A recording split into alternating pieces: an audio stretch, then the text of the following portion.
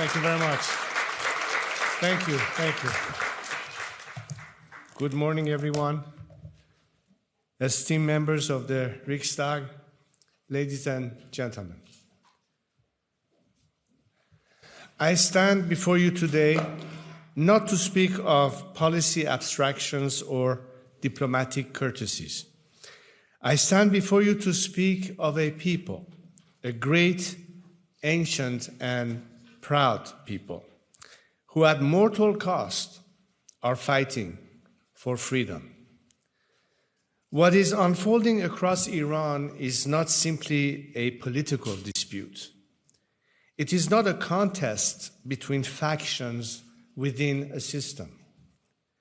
It is something far more elemental, a national reckoning between a civilization and a ruthless regime that has occupied it for nearly half a century.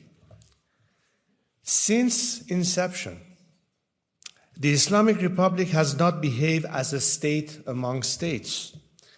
It has operated as a revolutionary enterprise, exporting instability through proxies, subverting its neighbors' sovereignty, fueling conflict from Baghdad to Beirut, from Sana'a to Damascus, and advancing its nuclear ambitions beneath a fog of denial. It has not sought a place in the community of nations. It has sought to overturn that community. Yet something irreversible has now changed inside Iran. The battle in my country today is not between reformers and hardliners. It is between occupation and liberation. It is a battle for the soul of a nation. What we are witnessing is not a fleeting protest movement. It is a generational revolt, the most profound uprising in Iran since 1979, uniting workers and students, women and minorities, professionals and poets, and yes, even elements within the state apparatus itself. Together, they have rendered their verdict. This regime has forfeited all legitimacy. Indeed, it is a revolt against the 1979 revolution itself. When legitimacy dies, power begins to crumble. The regime understands this, which is precisely why it silences voices, shuts down the internet, and turns weapons against unarmed citizens. And the cost has been heartbreaking, a cost that demands this noble chamber bear witness. Men and women are being slaughtered in the streets and in their homes. More than 40,000 Iranians were massacred in a single week. The regime's operatives hunted wounded protesters in hospitals and executed them in cold blood. Bodies were collected by dump trucks. Families were forced to search through rows of unmarked body bags. 40,000.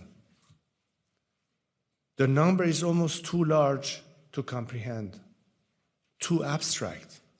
It allows too many in the outside world to look at it like mere statistic. So let me tell you some of their names and stories. Consider Hamid Mahdavi, the 30-year-old firefighter from Mashhad, who spent his final moments carrying wounded protesters to safety, only to be shot dead by regime forces for the crime of saving lives. Think of Sina Kazemi, 22-year-old. He was in his final term of engineering school. He had a lifelong passion for music and technology. He chose to fight for his and his nation's dignity. He was looking forward. Security forces shot him in the back of the head. In Bushehr, nurse Mansoure Haydari and her husband, teacher Behruz Mansouri, were shot dead side by side while protesting peacefully. They left behind 2 young children, ages 8 and 10, a family destroyed for daring to dream of freedom. 28-year-old biotechnology student Negin Qadimi went out to protest despite her father's pleas. Mortally wounded, she died in his arms whispering, "Dad, I'm burning." A bright future stolen in a single night of terror. But the terror is not over. It continues every day. Access to the internet is still blocked. And while the people of Iran are disconnected from the world, the regime continues to kill. Today, the media speaks of a ceasefire.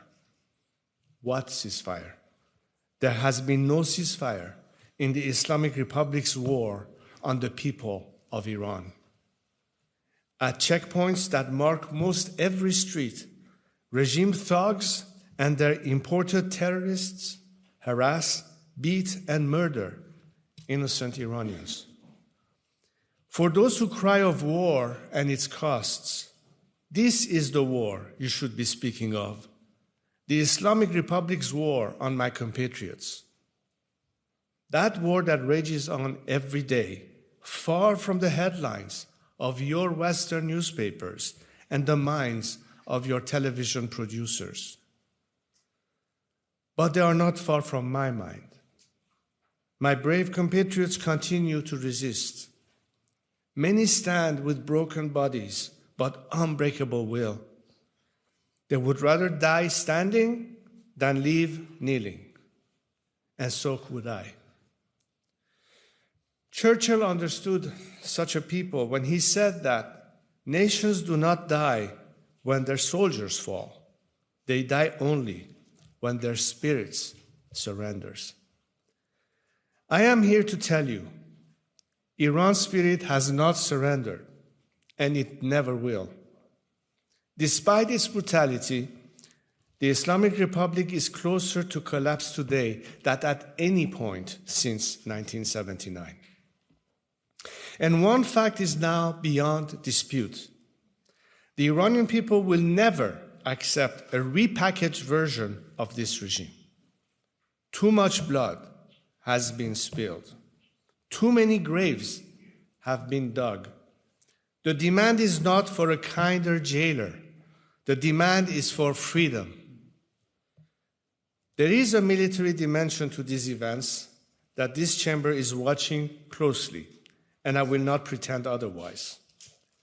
But I say to you, however the military operation currently on pause turns, whether it accelerates the Islamic Republic's fall or merely deepens the fractures within it, the outcome of Iran's revolution will not be determined by any force from the outside. It will be determined by the Iranian people themselves.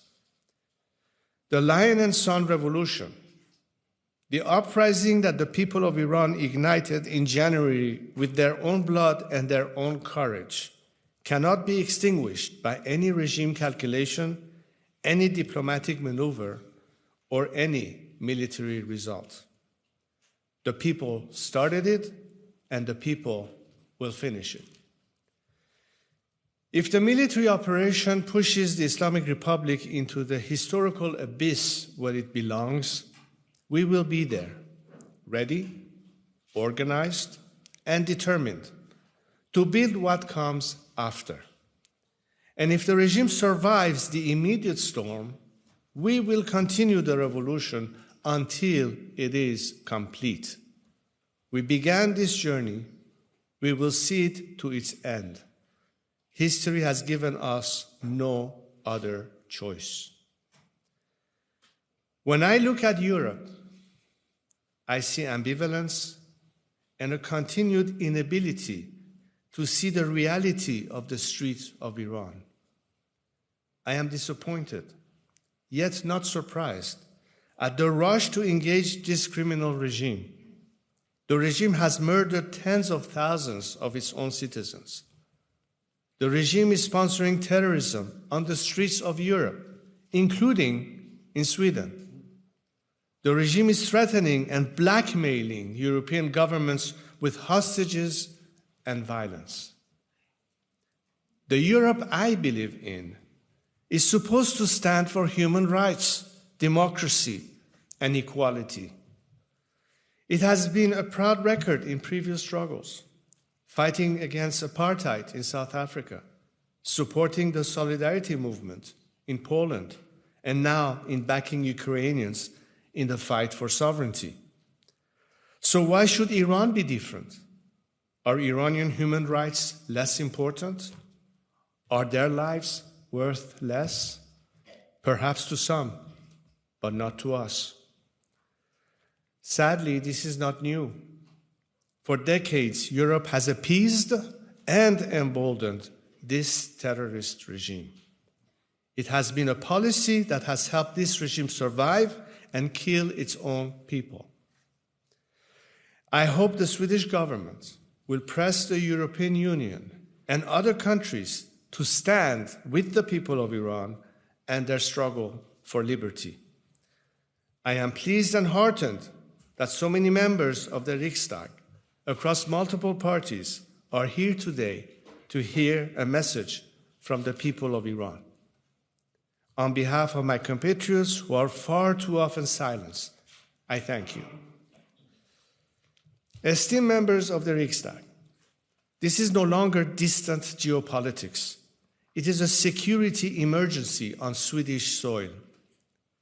The Swedish Security Service, SAPO, together with the Swedish Police Authority, has confirmed that the Islamic Republic of Iran operates within Sweden through criminal proxy networks. These are not surveillance operations alone. They carry out acts of intimidation and violence targeting Jewish communities, Iranian dissidents, and Swedish citizens at large. On the 3rd of March this year, shortly after the outbreak of the current conflict in the Middle East, SAPO issued an urgent public warning of a heightened threat level. This is not speculation. This is a statement from your own security services. And here is what makes this particularly corrosive. The criminal networks that Tehran employs do not cease to exist between assignments. They are embedded in Swedish society. They are the same networks already identified as a major internal threat to public safety. Sweden has responded with resolve. You have restricted visas for Iranian embassy staff. You prosecuted Hamid Nouri for crimes against humanity under universal jurisdiction, setting a historic precedent.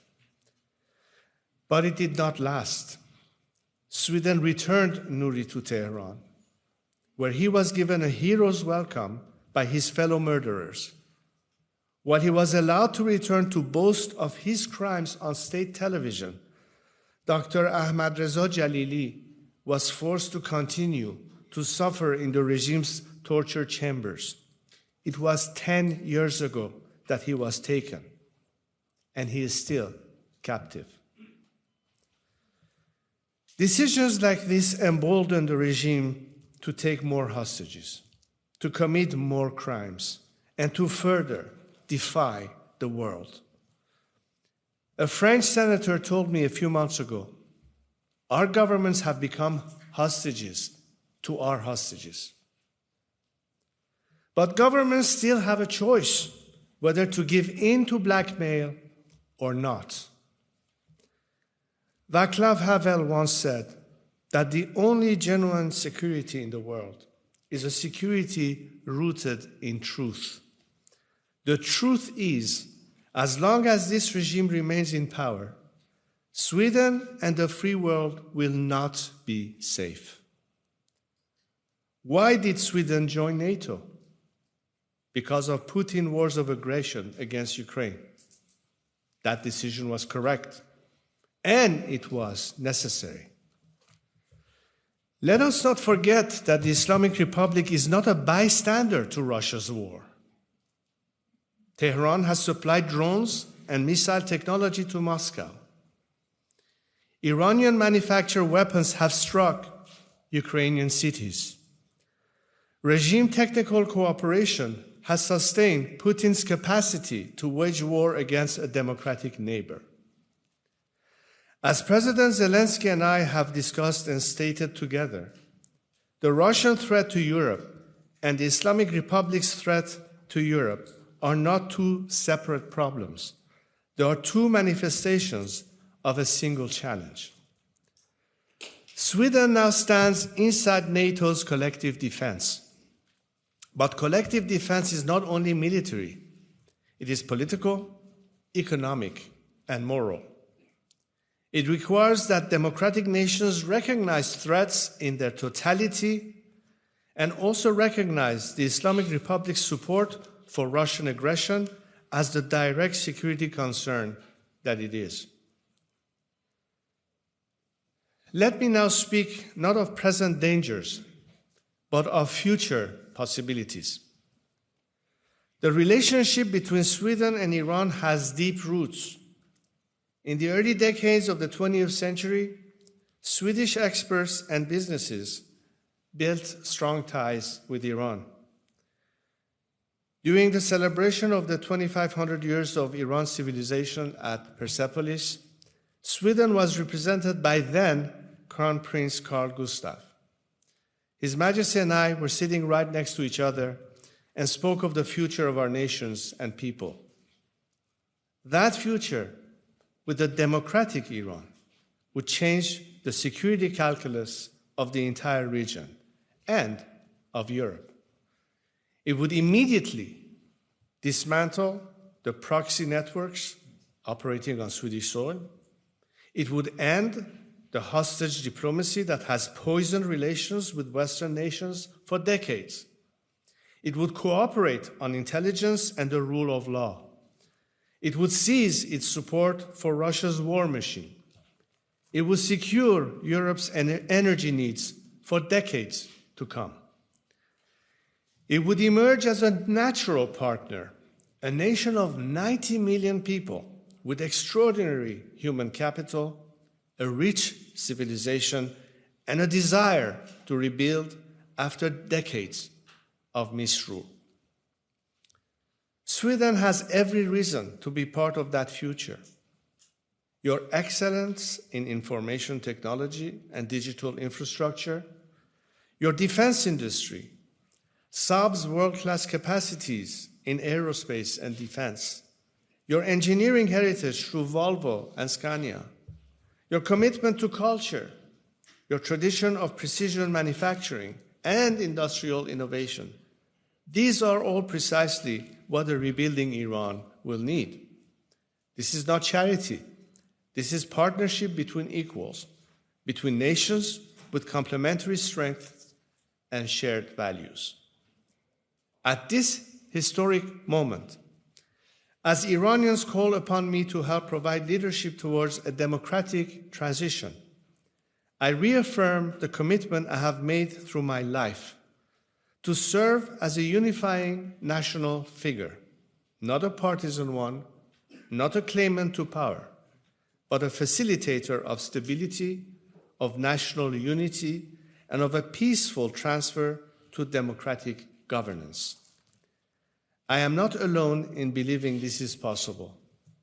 Together with economists, legal experts, security professionals, and civil society leaders from across the Iranian political spectrum, we have developed detailed transition frameworks, the Iran Prosperity Project, to ensure institutional continuity, prevent instability, and allow rapid national recovery after the regime's end. There is a plan, there is a path, there is a responsible alternative. Even within the state apparatus, the fractures are deepening.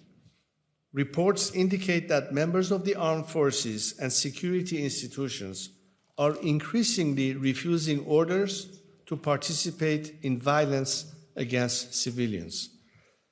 Many have quietly signaled where their true loyalty lies, with the nation, not with those who repress it. When the path emerges, I am confident they will act. No government can survive once it loses the willingness of its own institutions to enforce repression.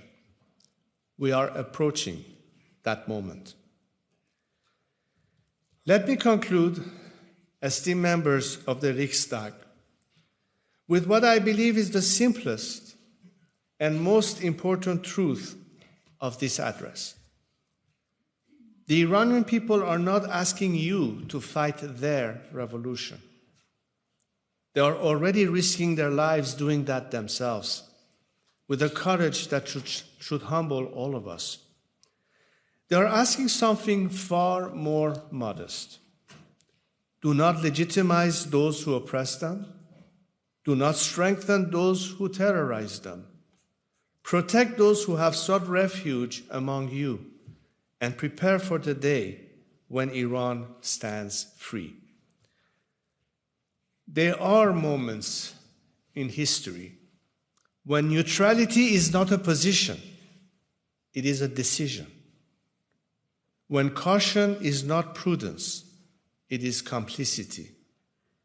When history quietly presents a question and waits with terrible patience for an answer. Churchill faced such a moment in 1940. Václav Havel faced it in 1989. Zelensky faces it today. And in their own way, with no aircraft, no armies, no diplomatic immunity, the people of Iran face it in every street, every prison cell, and every unmarked grave. The Iranian people have already answered. They have answered in the streets and in their prisons. They have answered with their lives. They have chosen freedom. History now asks the democratic world a simple question, and Europe in particular. Will you stand with a free people, or will you accommodate those who oppress them? Future generations will not read your statements. They will assess your actions. They will not ask what you said. They will ask what you did and what you refused to do when it mattered. And one day soon, and I say this not as sentiment, but as strategic conviction, when Iran is free, when its people stand again among the free nations of the world, when its children inherit a country without fear, we will all know that this was the moment when history turned. The moment when a great people refused to kneel. The moment when free nations chose not to look away.